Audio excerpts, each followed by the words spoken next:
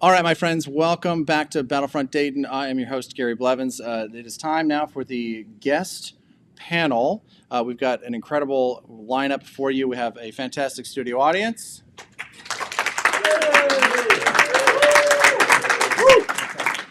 Excellent.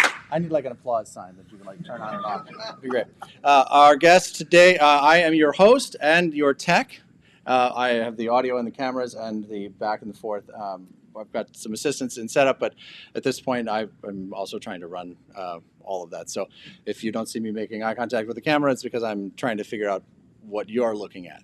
So if you are in the comments, feel free to drop your questions in for our guest. Let's bring them on. Where are they? They're over there. We're going to look at this. Cool. We're going to go there. Hey, there they are. Excellent. So we've got, of course, Mr. Larry Harris, Access and Allies, Imperial Borders, gaming legend. Of course, Matt Hyra, senior game designer for Renegade Game Studios. More titles to his name than I could list in our time available today. Fantastic. Thomas Haver, with his first title, the new Diplomacy Era of Empire. That is fantastic. He's co-designer on that game. And Rosco Schock had the pleasure last night of having Roscoe's game as the world premiere of the new Diplomacy, the Golden Blade. It is so far had rave reviews. Everyone that's had a chance to play it has really, really had a good time. So we appreciate all four of you gentlemen taking the time to answer our questions. We're going to talk about game design. We're going to talk about some of your personal history, inspirations. We're going to take some questions from our studio audience. And if you are online and you've got questions, feel free to drop those in there. Make sure that you're hitting that like button so other folks can find this video later. We really appreciate that. So, without any further ado, let me find this shot right here. Bam. That's Larry Harris and Matt Hyra. There they are. So, gentlemen, let's talk about how in the world did you get into game design? I know that, Larry, you've been in it since the early 1600s. And really set the tone for really historical wargaming as a genre. But there had to be a young Larry Harris, Lawrence H. Harris, for those of us that have seen the original boxes, and many of which we just had signed in the signing session a little while ago. I'm curious, how did Lawrence H. Harris break into the business? Stumbled into it. There was a newspaper. I was living in France. And someone, a big newspaper actually, had a thing that came out every weekend for children to, crossword puzzles or other activities. And the guy, I think it was a woman actually, who normally did it at the last minute, could not provide the product, so the editor needed something, and someone knew that I was kind of toying with games and stuff, so they asked me to do it. And I did broadside supporting parties. That's the third game on of the Game Masters, right? The Game Master series, and it was, of course, just on paper, and it was possible to do that, and so it caused a little bit of ruckus in Paris. This American in Paris. So one thing led to another. In fact, that's the whole secret of my whole career, is one thing leads to another, and that next thing would not have happened if this bad thing had not happened, and so on. How's that for an answer? Love it. That's a great answer. Matt, I know that you had some tournament directions, which is kind of where you started. I wonder if you can tell the folks about that. Yeah, well, started gaming as a role player at age 10, and then it was into board games and card games, and I think you're referring to Magic the Gathering. I was living in Seattle in the early 90s, so it was very easy to get into Magic. The Wizards of the Coast was not running tournaments in Seattle, so I did it, because I had read the rules, unlike most people. So I ran the tournaments, and they eventually said, "You're the guy who's running the tournaments. Would you like to do that for us professionally?" And I said, "Sure." And then eventually that kind of got me into the R&D side. But I came down to California for a couple of other companies before Renegade, and then Renegade just happened to had a good contact at Hasbro and made a cool deal. And they said, "Hey, would you like to talk to Larry Harris?" I'm like, "Yes, I would." And so we did. That's awesome. That's awesome. So where are you now? There we go. All right. So Thomas, while I adjust this camera, can you tell us how you got into game design? Also be a renegade. So for many years, I was a volunteer events coordinator for Wizards of the Coast into Hasbro because I was at conventions with my game group, Rogue Judges. We ran a lot of Avalon Hill games, ran a lot of games put out by Wizards of the Coast, and formalized that as Wizards was pulling back from some conventions at that period of time. They wanted more volunteers, like Greg Scory is one of those, I'm one of those. And it was we at Wizards of the Coast that they referred me to Renegade, specifically Jordan Gata, Dan Bojanowski, when Renegade got the license for these classic games, Robo Rally, Acquire, Axis and Allies, and of course Diplomacy. And I'd say that's the model that Renegade uses for a lot of their classic games. They like to bring in the fans who are most passionate about it, most knowledgeable about it, who run events, and leverage their experience in working on the development of the game. So I'm one of many people that Renegade has brought in to help with those new games, which is why I think they have a great deal of success with it as well, is because they listen to the community in the process of going through the development of those games. Awesome. Rosco, you've been in design for a while. This is your first diplomacy title. I wonder if you can talk to us about how you started in the business and then what brought you over to diplomacy. Yeah, well, I would say I'm still pretty young in this. I really started designing like as a side hobby at around 2018. And actually, this game that Diplomacy of the Golden Blade was actually my first design, which is a little bit rare. Usually, your first ones don't always work out so well. So the interesting thing about Diplomacy is when I set out to design this game, without getting too much detail, I didn't really start out to design a diplomacy game. It was a game where you were setting up your power, you're battling people, your neighbors on either side, and I took it to conventions and playtest groups and things like that. And as I was showing it to people, I started getting comments from people like, "Well, this is like diplomacy, but like a card game." And so I was like, "Oh, that's interesting." And so as I continued testing the game, I started introducing it as this is diplomacy, like diplomacy, the card game. That was what it was published as, and people are like, "Oh yeah, but you should add this, and you should add this," and so then I started adding more and more of the elements that you have in your in the classic board game, and pushing it kind of more down that path. And then when Renegade got the Hasbro license a couple years ago, I reached out to them and said, "Hey, would you be interested in a card game version of the classic board game and see if that could be like a new piece of the line?" So that's a little bit of the story for how that kind of came into being. That's fantastic. So, congratulations on the success of your first game. Holy cow, that's amazing. Because you're right. A lot of times it does take quite some time for folks to find their kind of footing in the space and make the context necessary to get something significant published and to be able to get into a franchise as historic and as top 100 games list for any list, for diplomacy to be able to be part of that legacy is fantastic. So I think it's interesting that Golden Blade has come out on the heels of Era of Empire. And I wonder, Tom, you picked up the kind of the classic, and there's a mix of some of the other diplomacy games in the new Era of Empire. I wonder if you can talk with us about that new and old property that we're seeing on the shelf now.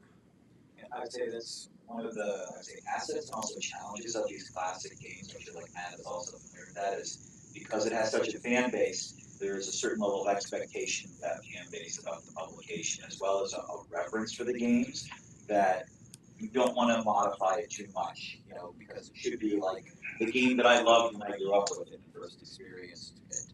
And so with Diplomacy, you of course had at that point like 60 plus years of experience for players, and they can do exactly what they wanted. But also, you still had some updates and enhancements you could make for the new gaming audience, just refresh it.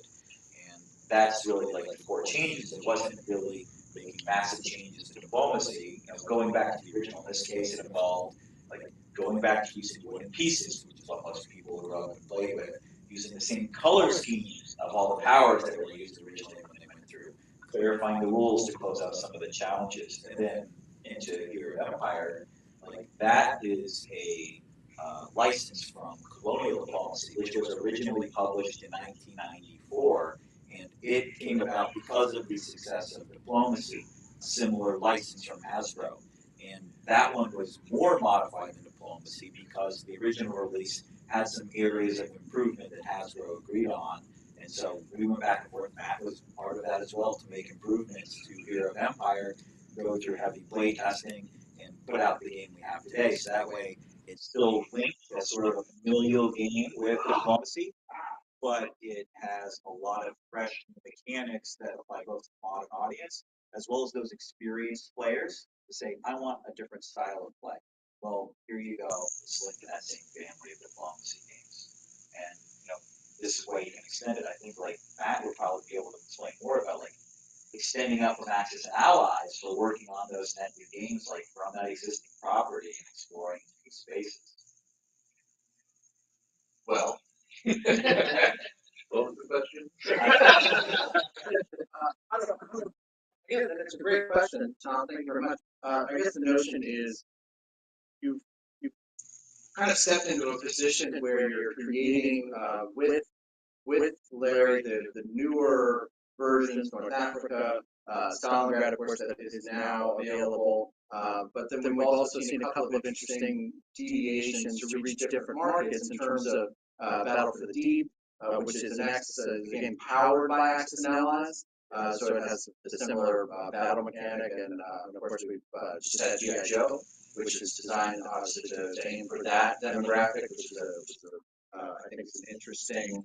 I think it's a really great way to do that. But I'd be curious what your thoughts are on how to move that franchise forward, even as it has such this incredible legacy. Yeah.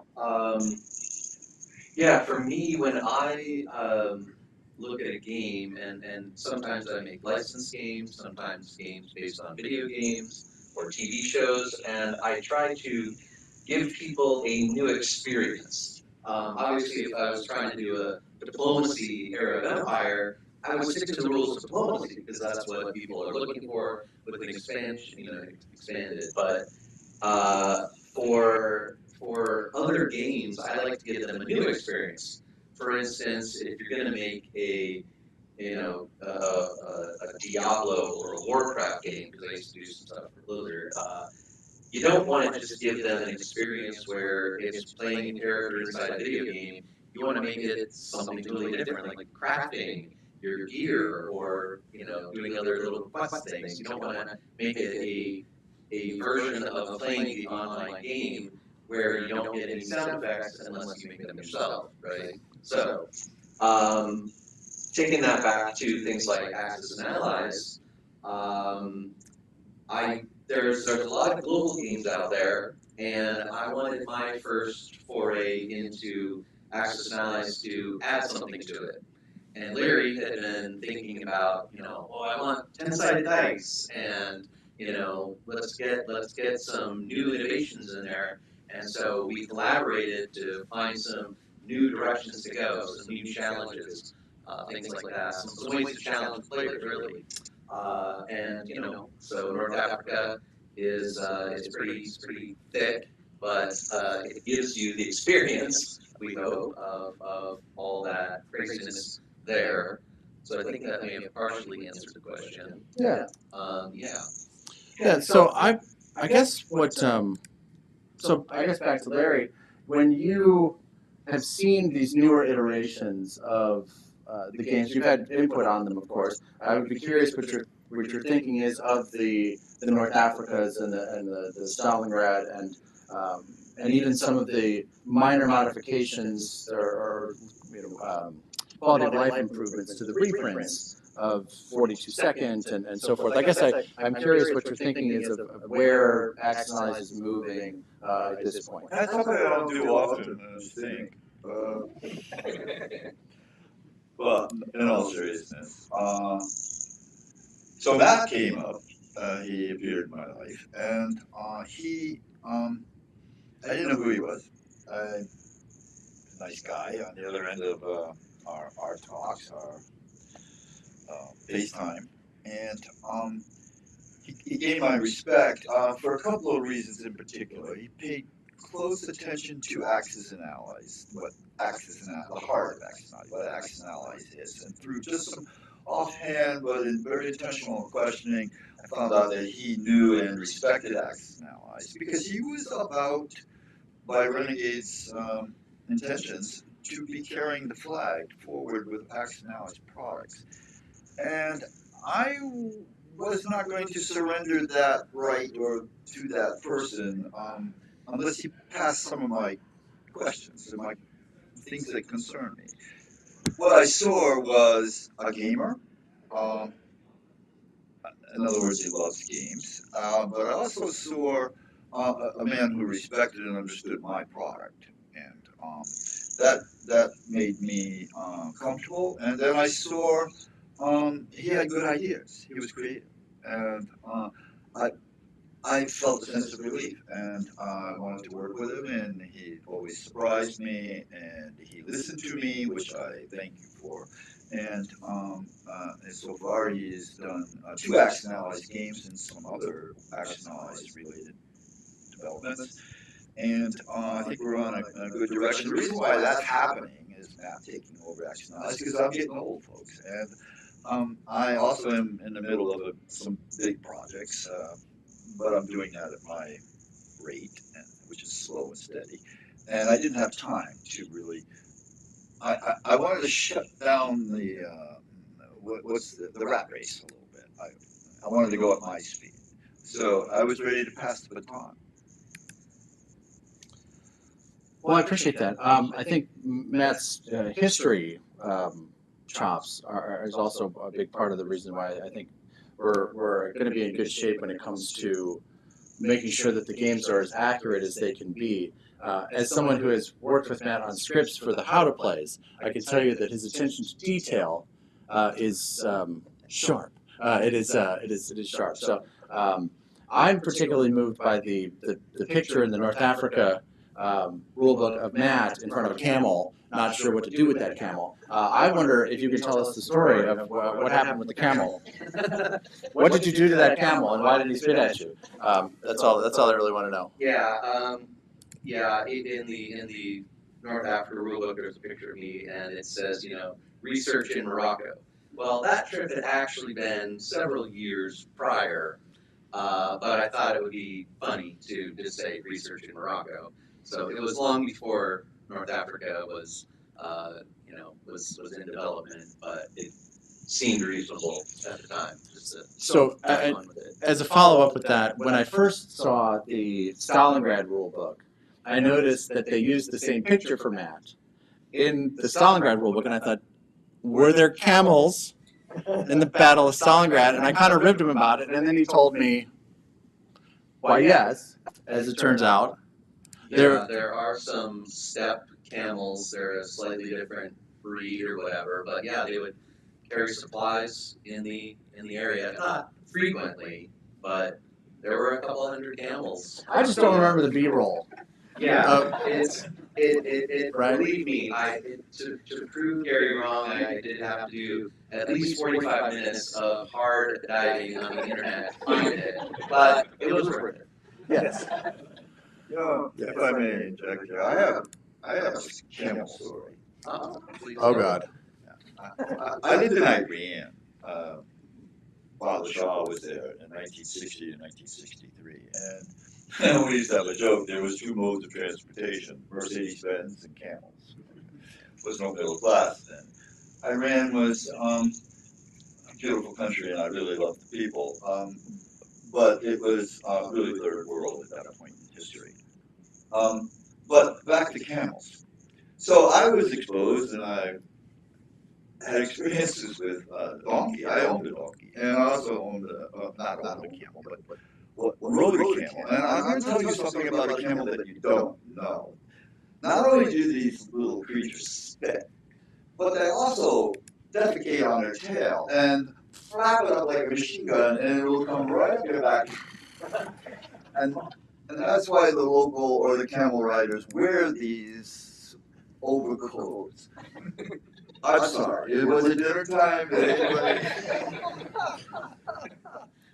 I think Larry just described working corporate life.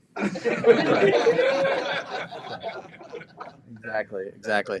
All right, awesome. Well, on that note, let's see if we've got a question from the room. Anybody got a question for our panel? Mike, what do you got, brother? I always love hearing stories. You can take it either way. There's something where you did it, and then later you're like, that was such a bad decision, and now it's locked into the rules. Or that thing you were working on, and maybe you slept on, you have the dream, whatever, you woke up with your eureka moment, and your problem solved. Either way, best or worst, I guess. I guess the way to sum up that question is best high or low, and the things, something you'd like to take back, or something that you are particularly proud of. I've got one that didn't make the cut, right? It was an idea I had for North Africa, where originally the landmines were not placed onto borders, and they were part of a supply and landmine pool. And when you wanted to buy supply and or landmines, you secretly bought them and drew them out of a bag.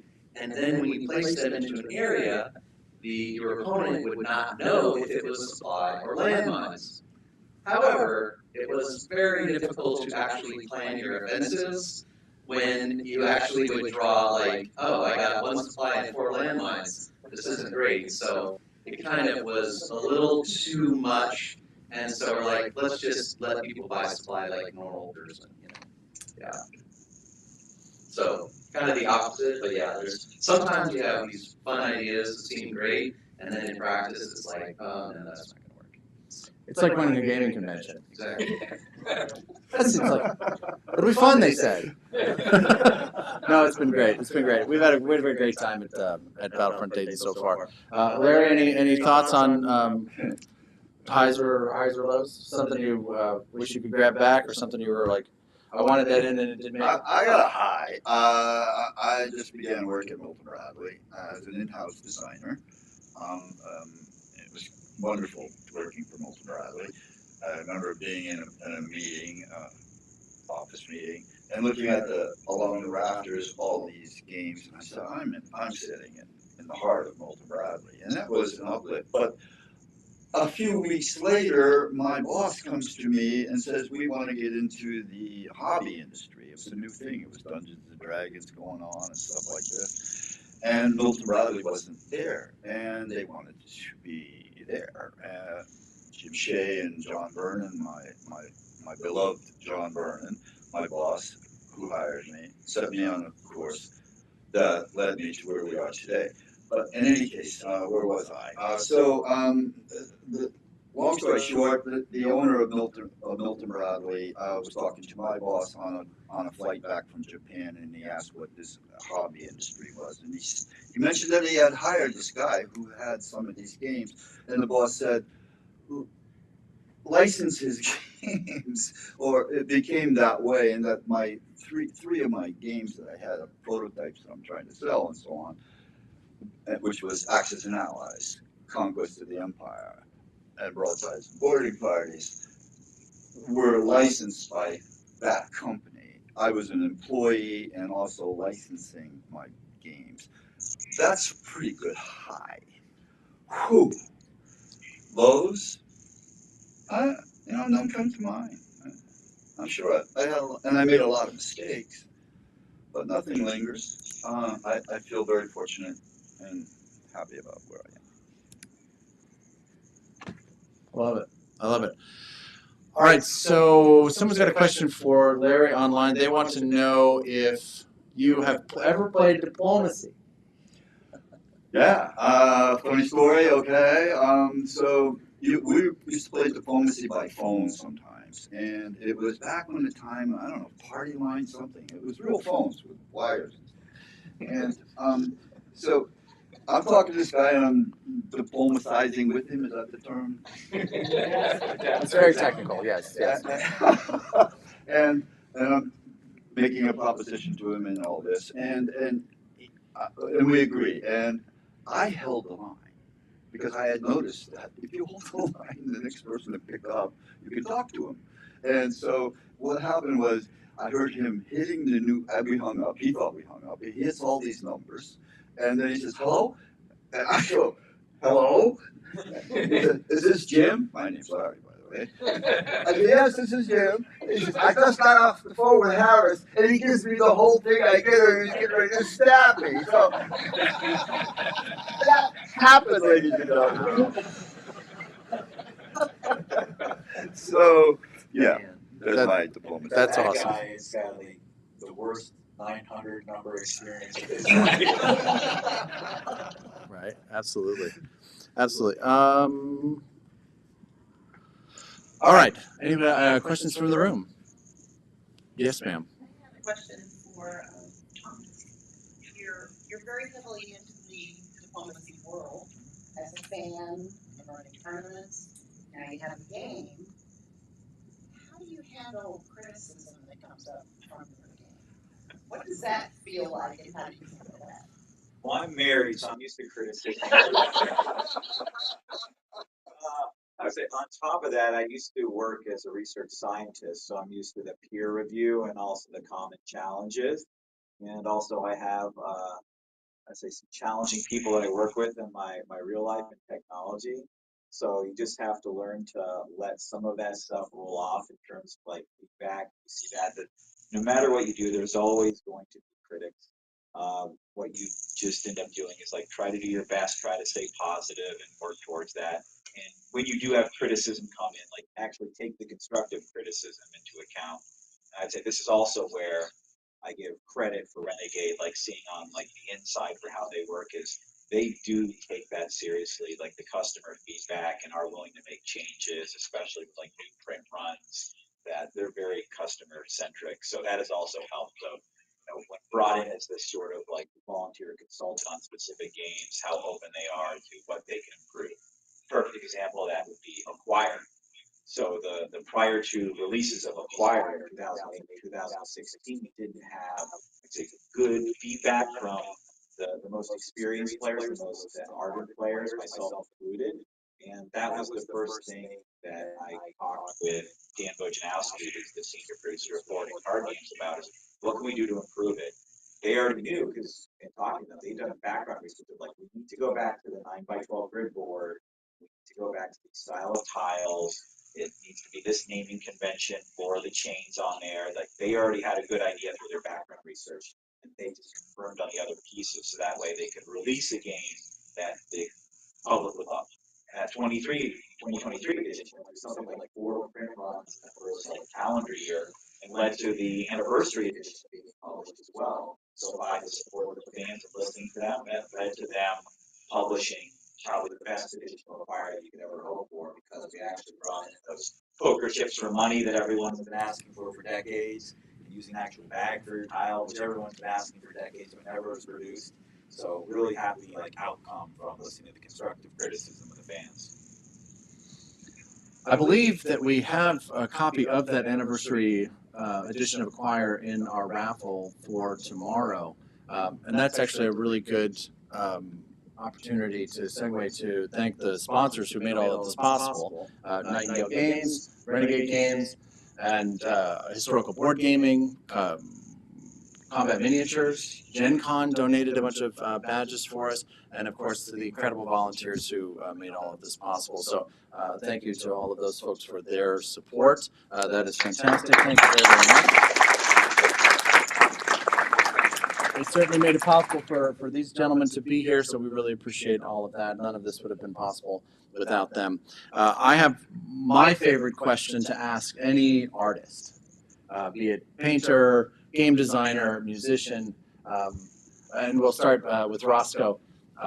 When you look out at the gaming universe, what is the game you wish you had designed?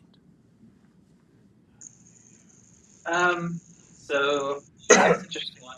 In general, I don't really think that way, but I think that sometimes when you play certain games, like you can just see like everything about this combined together is really brilliant. Like it's easy to play games like, oh, this system's really cool. I like this part or this part in this game. But I think it's rare when you see like all these pieces kind of in this like perfect circle.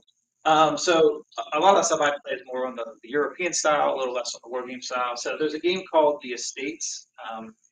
It's one of the neatest games you can ever play. It's a bidding game, it's an auction game, and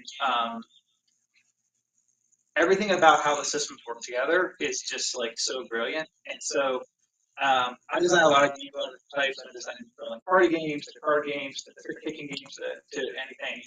And I basically have a rule that like I don't design bidding games because if I design a game, I have to test it and play it and do all this prototyping, and I would just rather play that. So it's like I don't think I have anything to add to that genre. So I'm just like, yeah, that one to me is like the perfect. It's not a perfect game, but it's so close, and it's like so close that like it's like why bother? Like it's like trying to like paint after the Mona Lisa or something. Like yeah, that was pretty good. I'm just gonna do something else. I'll go paint outside or something, right? So the estate for me is one that has like some severe brilliance in it. It's an amazing game. Don, what do you think? Say the one that I wish I sort of could ever had a did would be Game of Thrones board game. It was released by Fantasy Flight Games. That's because I was a huge fan of the Song of Fire and Ice. Of course, I am the greatest Diplo fan, like the most psychotic Diplo fan. And they borrowed the mechanics of diplomacy to produce that game. And instead of writing down orders, you have little chits you could use. So that game was sort of like the perfect marriage of like two things that I loved and I wish I could because it's chunky in terms of the themes that go into the game. It's a great back and forth. I love games that have some form of negotiation in it. Pretty much all games you can have some form of negotiation in it, but that one explicitly. And the way that it plays out back and forth with the players of crabs in a bucket, and someone's supposed to win it. No, not you, not yet. Pull you back down. Really was fantastic. It's one of my favorites. Not the favorite though, right? Obviously, diplomacy #1, acquire #2, and there's another game that maybe we'll have a Battlefront date next year. Shogun / Samurai Sword / Yakuza. Except for GameFound right now, Renegade. That is my third favorite game of all time, and that's going to be re-released next year. So it'd be great to have it. We're definitely excited about that one. I think that's going to be a lot of fun. Crabs in a bucket. Crabs in a bucket, right? They pull each other down. I'm gonna have to remember that as a game mechanic. I'm gonna have to remember that. Matt, any thoughts about something you wish you had designed? Yeah, I've been thinking about it. Over a long period of time. I would say Tigers and Euphrates, perhaps, because it's not the way that's a Reiner Knizia game. He's very famous for a game designer, one of the most famous. But it comes at a very it's a tile laying area, not really area control, but kind of sort of area control and sort of internal and external struggles and politics and all of this stuff. It just comes at the mechanics at an angle that I wouldn't have ever thought of. So, and I love the game, and the fact that you can have your leaders can be in different kingdoms and try to dominate, in those areas, in a particular area, or in a particular way of reigning over a kingdom. It's just a design that I marvel at because I don't think that way, and so it's just kind of cool. That's interesting. Larry, what do you think? Definitely diplomacy. Brilliant. I would have probably designed it differently. Everything like that is subjective. I can't say I would have designed it better. I can only say I would have designed it differently. I would have made I find that the adjudication has caused me great problems. Because this happens, that happens, because those two things happen, a third thing has to happen, and it gets really complicated, and I would have simplified that. But to have built a game where players interact above the board and they're making deals and they're going to stab each other in the back. I love that stabbing in the back. It's just good stuff. But you gotta be careful because you can make enemies, and we all know that. But you can also just have good pats on the back and laugh like hell about it, you know. And I've had good times with diplomacy over the years, and diplomacy is my answer. Yeah, that's great. I wonder. So we have just premiered Imperial Borders for the first time. That is, if you have not seen or heard what's going on with Imperial Borders, the box is, they're calling it a coffin box because I think, what did you say you wanted to do with it? I wanted to be buried in it. Right. And it's damn near big enough. It's If you right. You got to curl up a little bit, but not much. You can stretch out in there. It's got some space. But I think it's an absolutely beautiful game, and I noticed that there are some key diplomacy features to that game. Well, I would call it Or diplomatic features. planning a board where you indicate your intentions, and the theme behind it, or what's going on there, the narrative, is you're writing orders to your subordinates, and you want them to follow these orders. You're not really writing orders to your subordinates, but you're writing orders that will be acted on and approved by other people later on. So you are actually writing orders for the future, and so that we're writing orders. Right. Yeah. But there's collaboration between you and other players. Yes. Yeah. Yeah. All right. Awesome. So Randy Van Dyke, who has been an absolute. Oh, and may I add? Yeah. You don't resolve it with adjudication. You do it militarily. You march your armies in there, or you bring your ship of the line in, and you just blow them out of them. Family show.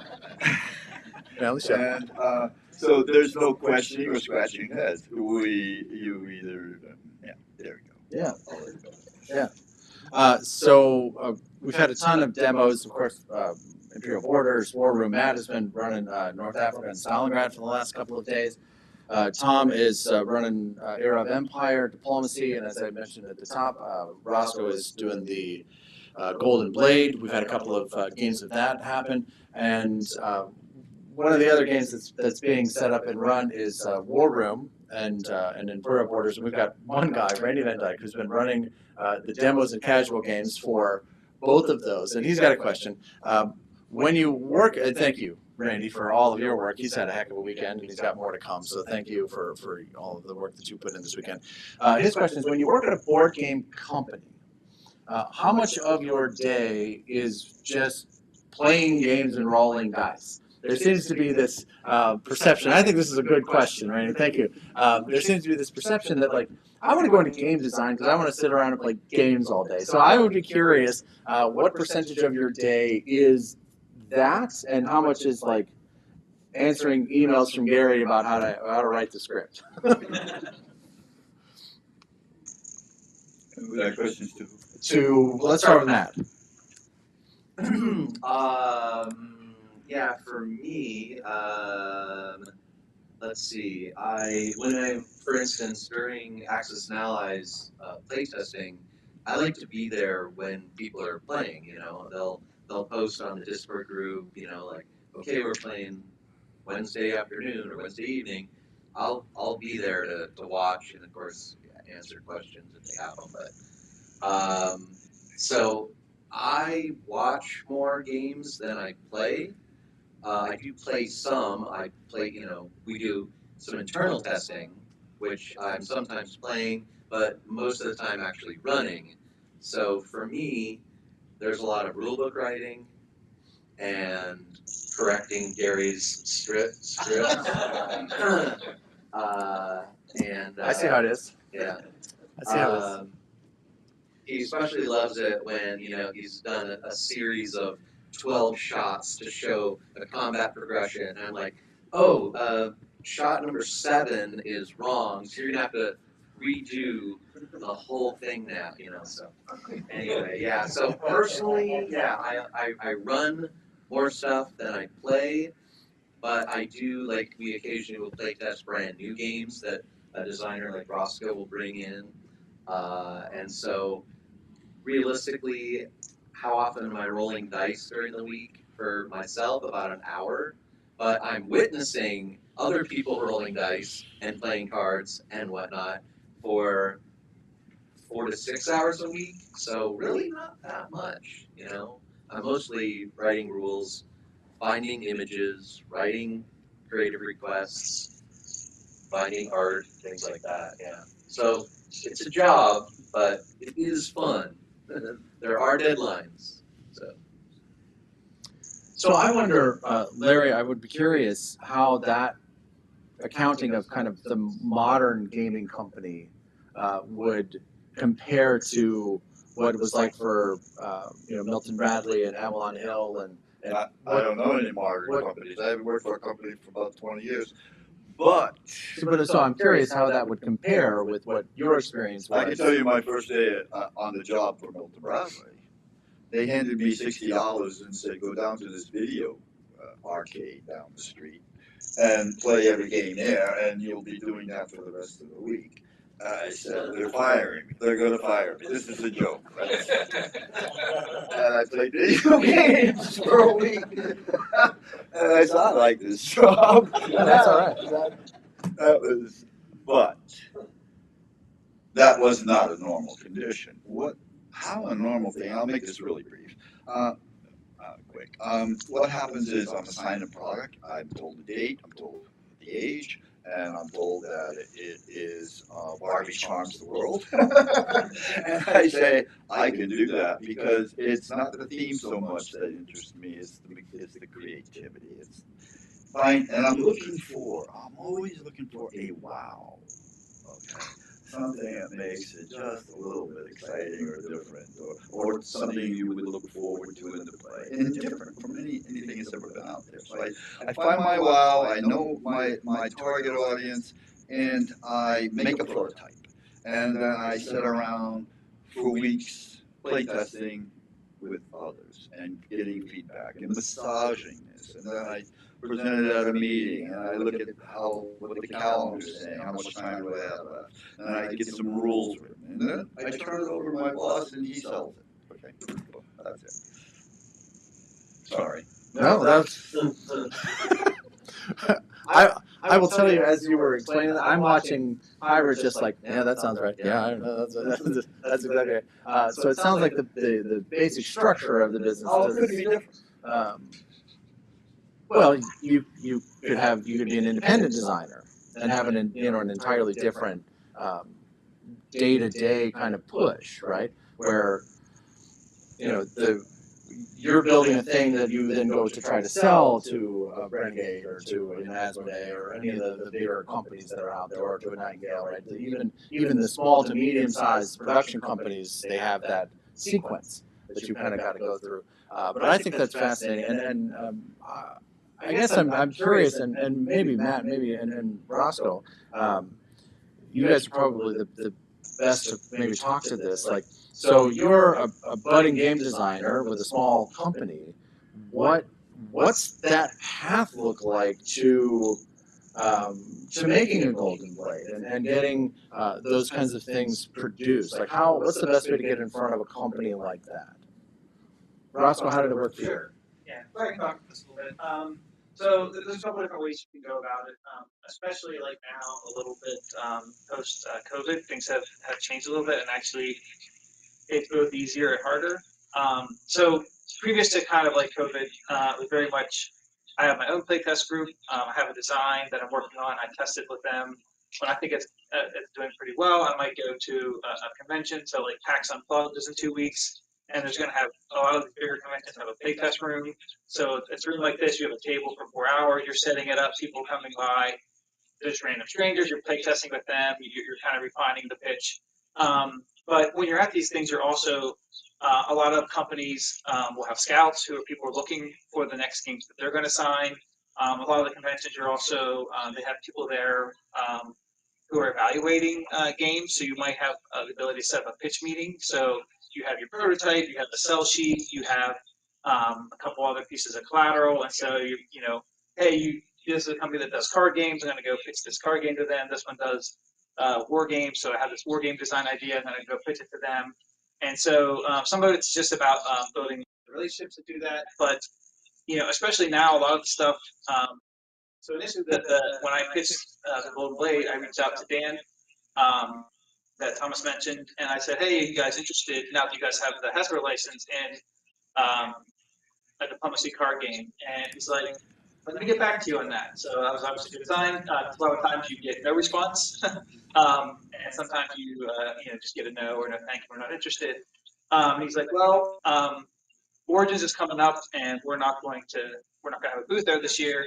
He's like, "But actually, one of our supporters would be there." So Thomas was there, and one of the members of the sales team for Renegade was there. And like, let's set up a meeting. So we had a meeting just on a random table at Origins, and I said, "Okay, here's the game. I followed the rules. We played through a 3-player game, and I gave them a copy." And basically, like, "Well, we'll get back to you. We'll take it back to the team. We'll kind of like go through this process." And things kind of progress from there. But a lot of times even if you don't go to the conventions and have those kind of connections, a lot of the companies have an online form, or you can just email. There's a lot of cold call, email kind of stuff. But especially with COVID, it made it more easy to do it digitally. There's a lot of prototyping tools. You can like make a prototype digitally that are pretty quick and easy to do, so people can play test it, like Matt was talking about. And that's great for expanding your playtesting audience, but it also means a lot of people got into the game. They're like, "Oh, I can make a game." And so there's probably like a 5x number of designers at these events than there used to be. So there's more demand for it, but there's also a lot more competition. So some of it's just making sure you have a game that's really meeting a need, and you have a good vision for it. It's been well tested. And I think one of the other key things is just making sure that you're reaching out to the right company, right? So like, you don't go to Renegade with like, "Hey, we have this like, I don't know what the right thing would be, like dexterity game where you stack boxes and stuff like that." And they're like, "Well, that's not really anything we do," right? So you have to kind of do your homework a little bit, understand who you're pitching, how it might fit into their catalog. Obviously, in this case, hey, here's something that goes along with the license you already have, so it's a little bit easier to sell. And they can see the vision of like, "Hey, this is a great way to get new people into this IP," and then we can sell them the Era of Empire and the base game, and because they're a little bit bigger and harder to get into for some people. So it's really just a process of like, gotta be a little bit professional, like make sure you have all this stuff, communicate well. But yeah, there's lots of opportunities to kind of do that. You just have to make sure you have a good game and pitch it to the right people. I think are some of the more important parts. That sounds like really great advice. And I'm glad that worked out for you. I would be curious, Matt, and I'm sure so as Board Game Nation, a lot of people send us games to talk about, and they want to make content and all of that. And I will tell you that we get more games than we have time to produce, right? Like we only have so many hours in the day to make content, and so we're pretty choosy about the content that we make on the channel. And I can tell you though that like I've had people send me like scanned copies of napkins, right? And that might be the best game that's ever been made, but I can't get past like the base. Like you have to be able to put the work in to make it look like a thing that I can then turn and say, let's make this into a professional production, right? And I think that that's probably the same in a lot of these instances. So I think that making sure that that's key in the production process, I think, is really important. I guess I would be. I'm afraid that my friends at Renegade are going to hear you say cold calling and cold emailing and be like, "Oh my God, what did you do, Blevins?" So I would imagine that that's often a low probability shot. That going through conventions and following the online portals and so forth is probably the way to go. And I wonder, Matt, if you can talk about that. Yeah. Yeah, just sending something in is a sure route to rejection. You definitely want to make contact at a convention, email, show up at some kind of an event, introduce yourself. Don't throw your game at the producer immediately, you know. So it's probably the same in Hollywood and everywhere else, you know. Try to get a relationship, a little bit of a relationship, and then they'll be much more willing to take a look at your stuff. It's funny on the topic that Roscoe basically answered it all. I would add 10 years ago, I used to tell budding game designers like, this is a great opportunity. You can go on Kickstarter and get people to back your idea and go for it. Unfortunately, that was 10 years ago. Nowadays, because there have been a couple of games that had never come to fruition, people want to see a 90% completed game. So it's hard for a brand new designer to get all their plastic pieces and boards put together, looking all shiny. That's tough. So unfortunately, it's kind of not the heyday of independent designers anymore. That's interesting. All right, awesome. So, any other questions from the room? Hi, man. I have a question for Matt, actually. Talking about developing a game and having an idea for a game, is there any pre-sales that companies look for that you have achieved before considering it to show that there's actually demand and an interest for your game? So for clarity, so in case the audience isn't able to hear his question, so let me restate your question real quick. So his question is, if you are a game designer and you are presenting your game, is there the notion of pre-sales or pre-existing sales as part of that product? Is that a feather in the cap, I imagine, that is more likely to open the door? You mean track record? Like you've produced 1,000 independently and sold them or something? Or even like how many play tests you've done, how many people have like written testimonials that they've enjoyed the gameplay. Just like rather than just someone coming to you with an idea for a game, some social proof that there's a demand. Yeah. We do get pitches for people, you know, a nice sell sheet that has comments from at least medium well-known designers is a good thing. Some pictures of people playing at a convention looks good on a sell sheet. A single sheet, one-sided, is gonna be way better than sending an email, you know, just like, here's my game, here's people playing it, here's their comments, here's the specs, here's the components, I'm ready to go, that's good. And one thing on the topic is we actually do, about once a month, get someone who has sold up to 500 copies of a game on Kickstarter, who then come to us and ask if we want to publish it. The problem is, if you've only sold about 500 on Kickstarter, where you can often get 2,500 or 5,000 people, it makes you wonder, is this actually going to be worth it? Are those the fans of this already got it? Those are the 500. Who else wants this game? So it better have pretty broad appeal to go that way. Otherwise, the Kickstarter goes to sales, and that's it. So. Yeah, that's an interesting thought. I think I understand the essence of your question, and I want to answer part of it by emphasizing the importance of a prototype. As a designer, you can influence into the future your product, because your product leaves your hands at a certain point and it goes into an artist's hand, it goes into a marketing person's hand, it goes into other domains, other sciences of the game industry. And for your original idea to survive that meat grinder of influence, you give them a perfect prototype. And when they vary from it, you let them know, or you make a big fuss, and that you're not willing to just let them toy with your creation. And the best way to do that is to present an impeccable prototype. All right, I like it. Adam, you had a question? Yeah, for all of you, what is like the first game you ever loved that like really got a hold of you and started? Oh, great question. Great question. So, for those of you at home, Adam Smith's question of Game Smiths, by the way. His question is, what was the first game that grabbed you and that made you fall in love with gaming? Battle Cry, Civil War. What was it? Milton Bradley, I think. Yeah. Oh my God, I just played that game to death. Me, first game that really grabbed me as a kid. I remember Mousetrap, but I never actually played the game. Just set it up to have it go through. That led to, I remember like the basement being filled with all these like Milton Bradley games, Patel, everything on there, and that eventually turned into me having about 4,000 games across a couple of homes on there. So Mousetrap is one that I remember most distinctly as a little kid setting up. Yeah. Not quite as great of an answer as Battlefront.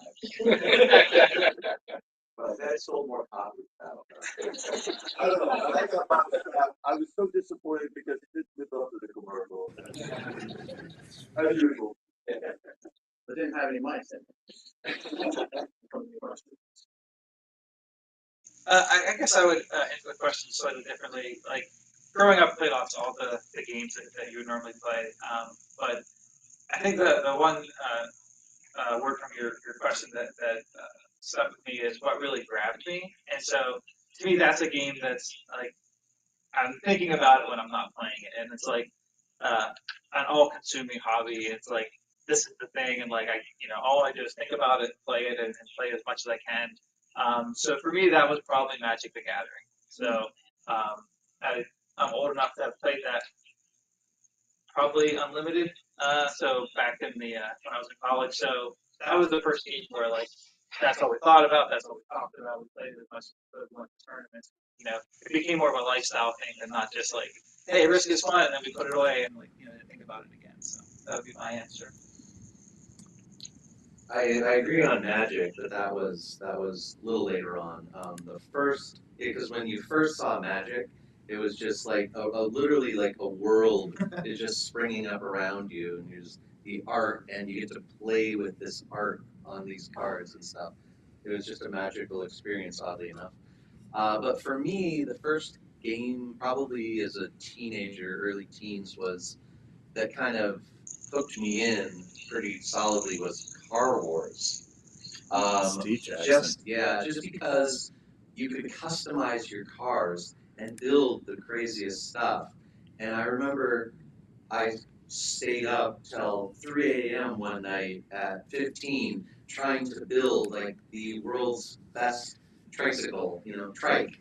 And I'm like, man, if I could just get the weight down just a little bit more, and like, all right, I'll have 2 Ford machine guns, and that's it, and blah, blah, blah, and like, okay, I finally got it.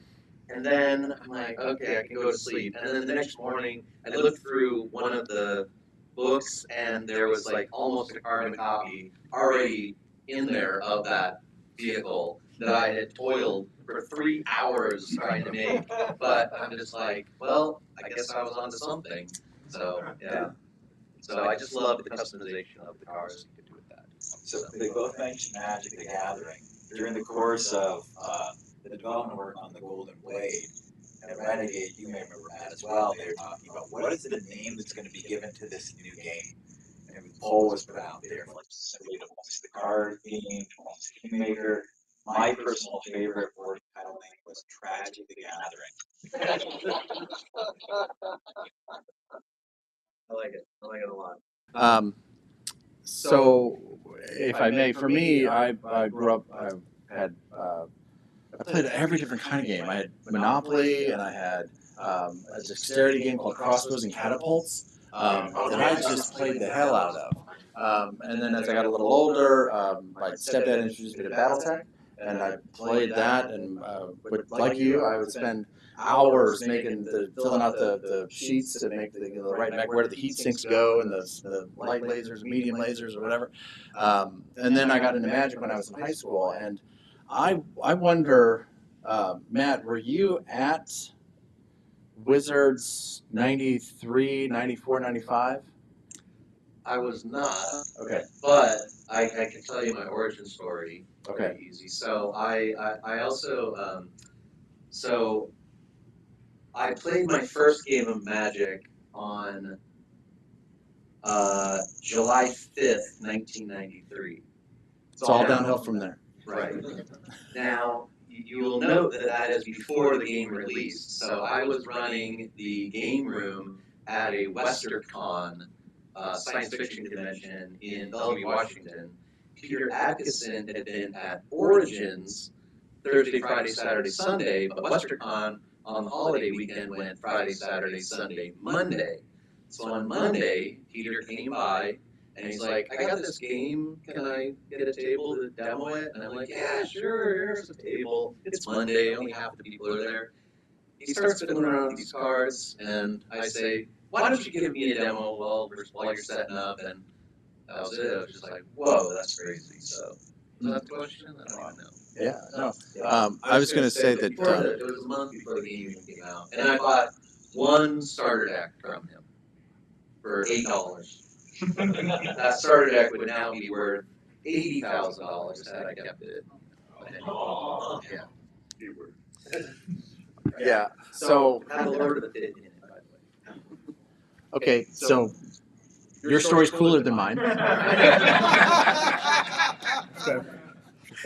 I'm going to say that now, just so that reset the expectation. But when I was in Kenosha, Wisconsin, we had started playing Magic, and I decided with my friends that we were going to host a tournament. And I had to send away to become an approved tournament director, and I was among the first 100 people to get like a certified, like a signed certificate from somebody at the Duelist Convocation from Wizards of the Coast, and we ran the Black Lotus tournament in Kenosha, Wisconsin, and we gave away a Black Lotus and a Mox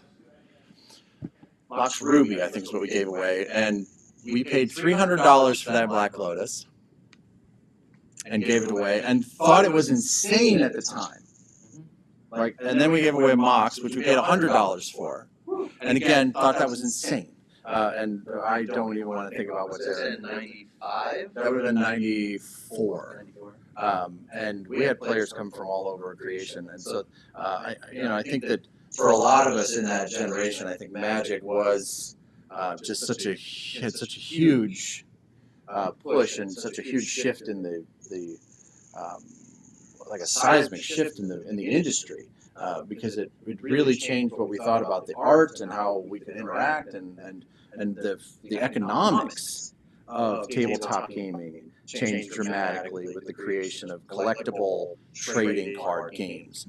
So I think that those were, you were talking about something that grabbed you. I mean, we used to joke that there was crack on the cards, right? Like, because it was just such an addictive thing. I mean, it was, because you'd be playing, you'd start a game at 8 o'clock, and you're like, oh, we'll just get in one game. It's 3 a.m., right? Before you even look up again. So, but that's a great question, Ed. Thank you very much. Any other questions in the room? One question. Very Dano.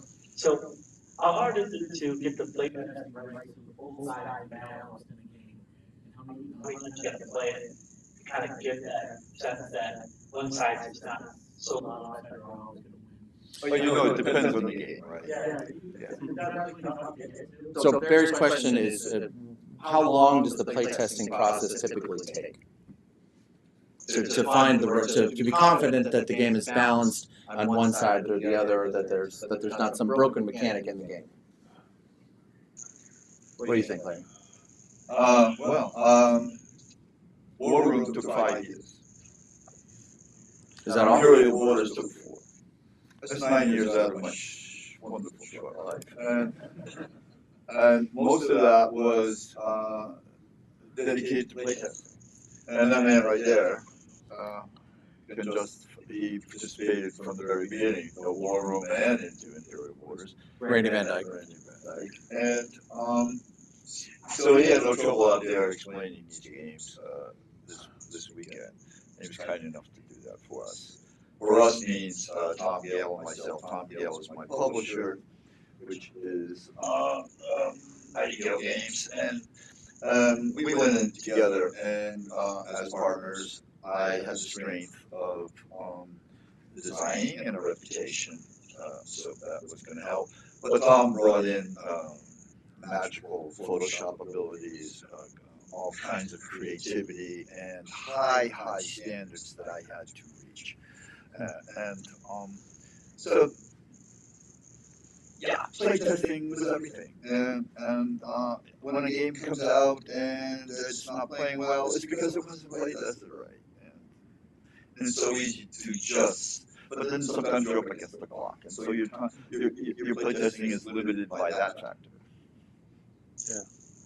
Matt, I'd be curious, more specifically, I know Barry's an Axis and Allies player. I'd be curious if there's any kind of like ballpark number that you could share in terms of like number of hours of playtesting for North Africa or for Stalingrad, like how much went into that, or a game like that. Yeah, there were about, both games had about 20 playtesters. Some had done both games. Because these were all after COVID, they were all online. So you can get people from around the world. You just get two people together. Pretty much every game was 2 players, just because it's hard to get more than that coordinated at weird times of the day. But there were well over 100 games played of both Stalingrad and North Africa. The total, North Africa was about 11 months of playtesting, and Stalingrad was probably 10 months. So, yeah. So basically, that really comes out to, you know, couple games a week, I suppose. Yeah. And Larry, a lot of your playtests are live, right? At your house or other people's nearby? Yeah, absolutely. Yeah. All right. And one last question for the room, Mike. Well, I think, Larry, you actually mentioned that you didn't like Mousetrap because it didn't match what the commercial told you. And I was thinking about it, I'm like, boy, you don't see commercials for games. And I'm in marketing, and I've done a lot of marketing, and I've never worked on any kind of advertising campaign for. How come we don't see? Like when I was a kid, there used to be tons of game commercials. There's none now. I think the world's changed. It really has. There's not a lot of kids. I see a kid on the street on a bicycle today, I almost have an accident. Because, wow, that's so rare. There's just not a lot of kids. I grew up in a baby boom. We owned the planet. As we went through life, everything was falling on us. So when we became of the age where we would be buying or interested in power games, per se, board games, there was a market there, so people threw money at advertising, and it was an industry. And then Toys R Us was created at some point, and then the population just dropped off. Nobody was interested anymore. The snake had gotten rid of us. We passed through it. That's interesting. So you think that it's more of a demographic shift than a shift in the economics of the industry? I think so. I mean, that's theory anyway. Yeah, no, that's an interesting idea. Certainly a lot more kids' toys commercials. So that's an interesting thought. That's kind of a fun idea. Matt, you had a thought on that? Just for why we don't see, I mean, I think what the industry has realized is that games don't have to, they're not like movies, they don't have to have a big opening weekend. Because a game on a shelf can sell for a couple of years. The problem is if it doesn't have enough velocity, it's going to lose its spot on the shelf because the retailer is going to want to put something else there that might go a little more often. So that's why you probably just don't see the advertisement. It's not in the industry, a game that sells 20,000 copies is a pretty good seller. Okay, stuff like Axis and Allies does well because it can sell 2,000 games a year for 20 years, right? Most games don't do that. But you're going to have a shelf life until the velocity is low enough that the retailer says, hey, that game's been on the shelf for a year and no one's bought it. It's gone. I'm going to put it into the $5 bin and that's it. So I just think that you don't see the advertising because it's a different model. It's a longer sales term. You're not trying to get that day one sales. Can I say something? In my whole experience, I've never seen Axis and Allies in a yard sale. Never seen it! Has anyone? I wish. Right. Right. Yeah, that'd be Isn't great. that interesting? There's something there. Yeah, I've heard tell. I remember looking at a house we were gonna buy, and it had an old Exxon, and I was like, if we buy this house, do we get to keep the game? And Dylan was like, I'll ask. I thought We'll take one more from the back. Kevin McCaney, I'm just curious, like, do you think there's a reason that we're not touching more current wars? I would love to see some of these concepts applied to Iraq or Afghanistan. I think Afghanistan has been particularly interesting because it's been at the crossroads of the world for a long time. It's too new. It's too raw. Yeah, so the question from the back is, why don't we see more modern day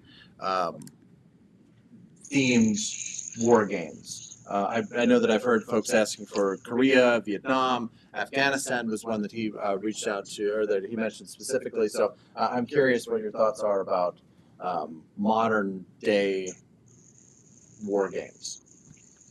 I think GMT does release games with modern war games. Think of like the Coin Games Fire in the Lake. They also have one for the War on Terror. So I think there are some. They just, the model for the board game industry, maybe you have a print run of a few thousand copies.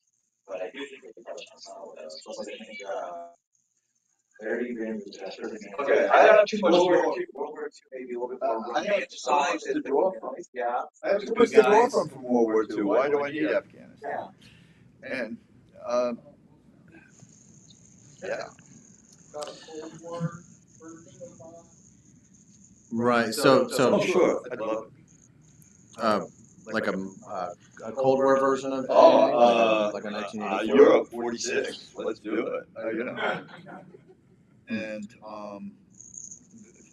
hypothetical games or wars, but that's a great question that you just asked. And Well, others chimed in with like the Balkans also would be amazing. It goes all the way back to World War I. Like there's yeah, but would you trace that connection? Yeah. I guess my thinking would be, as a marketing person, like international appeal, right? So if I want to sell that game all over the world, there's going to be a bunch of people that have different modern day feelings about different conflicts that are modern day, and that to me seems like it would cut off potential revenue streams for it.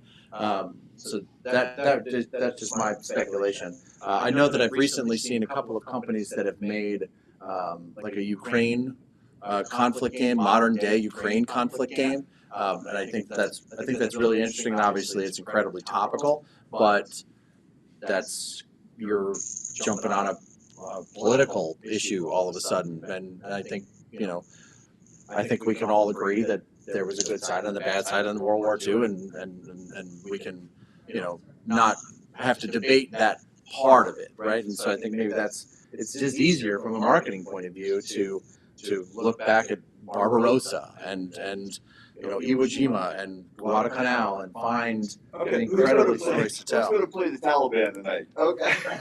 Right. Yeah, there's the rub, right? Yeah, there's the rub. Right.